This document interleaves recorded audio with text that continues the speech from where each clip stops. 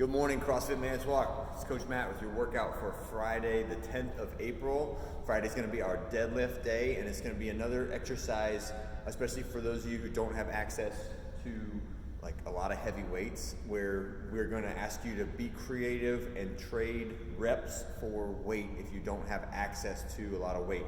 However, I want everyone to just follow along with me on this physiological principle of the 80% rule, which is that in order to drive a significant adaptation in strength in someone who is training actively, we have to get above that 80% threshold of your 1 rep max in order for you to continue to make gains. And it's not a hard and fast rule. Some people will do it with 60%, some people need 90%.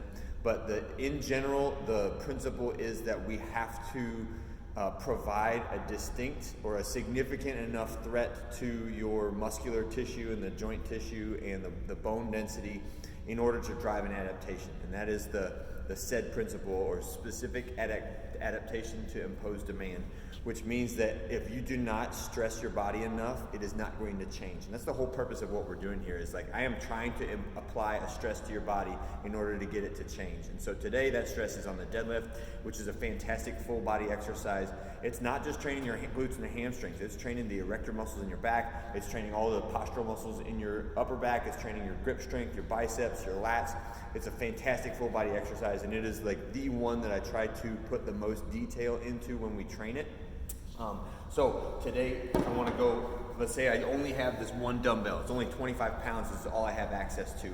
Instead of 5 sets of 3, I'm probably going to do like 5 sets of 15 on each arm, right? And get a lot of reps on it. But I'm making sure that my spine is nice and braced and neutral. I'm hinging at the hips. I'm going down to about mid-shin on that deadlift the entire time. And then especially on the way down, I want to think about pressing my hips back so that I have the weight on the heels the entire time, and the weight should stay in a nice vertical plane the entire time.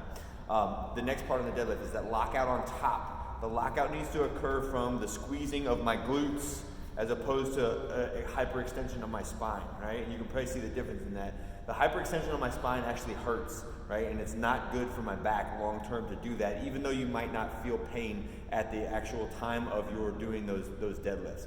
And I refer to that as kind of like the tread on the tires, is you can do burnouts for a little while without, affecting your traction, but at a certain point, the belts start to show and now it can't drive anymore, right? So that's my car analogy for the deadlift. So when you lock out, just think about, I'm standing tall, squeezing my butt as hard as I can squeeze it, and that is how we lock out the deadlift at the top. All right, so the superset today is gonna be single leg glute bridge and wall angels.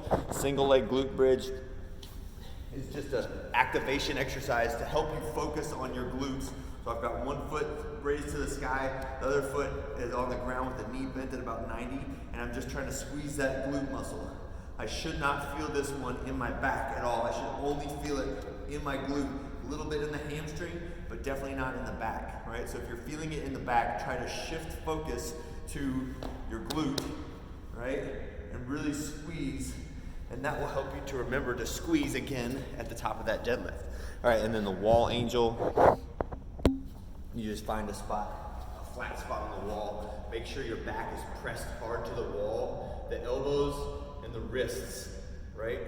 And I'm just reaching up until my arms are straight. A lot of times when I see people do wall angels, we do this number, right? And I don't really get the activation of all those rotator cuff muscles until I have the arms straight all the way up over my head. Now they don't have to be like right here, but I don't want them down here. So think about like somewhere between a 30 and a 45 degree angle away from vertical on those wall angels. And this is a slow squeeze type exercise, right? If I just kind of do that, then I'm not really getting the stimulation that I need in the rotator cuff muscles to make a change on that, right? So that's my main strength work for today.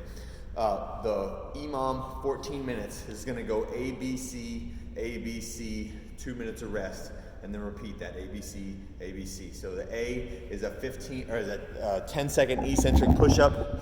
So you gotta set your clock, and we're going 1 1,000, 2 1,000, 3 1,000, 4 1,000, 5 1,000, 6 1,000, 7 1,000, 8 1,000, 9 1,000, 10 1,000, up, and then do it again, all right? So make sure velocity stays the same on the way down. I know that's gonna be really hard. It can be easy to go slow, slow, slow, slow, slow, and then slam to the ground, right? But I wanna see constant speed all the way down. You're controlling your body position. Change the height of the hands in order to make that so you can get it in the right timing, right? So that's your A. B is 16 reps of an overhead lunge step. All right, so I'm locked out overhead, and you can step backwards, tap that knee, or you can step forwards and tap that knee. Either way, you can do walking lunges however you want, but it's 16 reps of that, right? And 45 pounds of an aggressive weight, but remember you're getting that 2-minute break in the middle, so don't be afraid. And then the last one is just AMRAP power cleans in 30 seconds. If you only have that dumbbell, I want to see power cleans from 15 seconds for the right arm, and then switch 15 seconds for the left arm. If you've got a barbell, you just stick with that barbell. And I want these to be a moderate weight. 135/95 is sort of our moderate weight for an RX level. And that is, but it's not meant to be so heavy that you only can get 3 or 4 reps and then you got to stop in 10 seconds. I would like for you to be able to continue moving for the entire 30 seconds on those power cleans, okay? All right, we'll warm up today, 600, 400, 200, so 3 rounds, descending in distance by in there, but increasing in speed, all right? Then I want you to do drinking birds, right? Make sure on the drinking bird, the knees are slightly flexed, right? They're not extended all the way. And again, I'm drilling that hip hinge pattern where my hips go back, my torso inclines forward, and I feel that stretch on the front hamstring primarily, right? The next is just a standing straddle, cross reach. So I'll stand with a moderate to wide stance, a little stretch in the hips and the groin, and I'm just reaching to touch my opposite foot, like so, and then a set of warm-up deadlifts, right? Whatever weight you've got, practice that deadlift. If you guys want to use 2 hands on a dumbbell like this, that's totally fine. If you want to do it one-handed on the dumbbell, just make sure if you're doing a one-handed deadlift that you're not twisting or leaving those shoulders not square to the ground. And I like to say, like, match the unloaded hand to the loaded hand. So you're like, pretend like you have a weight in that hand to keep your shoulders square the whole time, all right? Okay, I hear lots of positive stuff out there. Thank you guys for posting all those photos of your home gyms. I love seeing that stuff. And drop me any comments or questions. See you soon.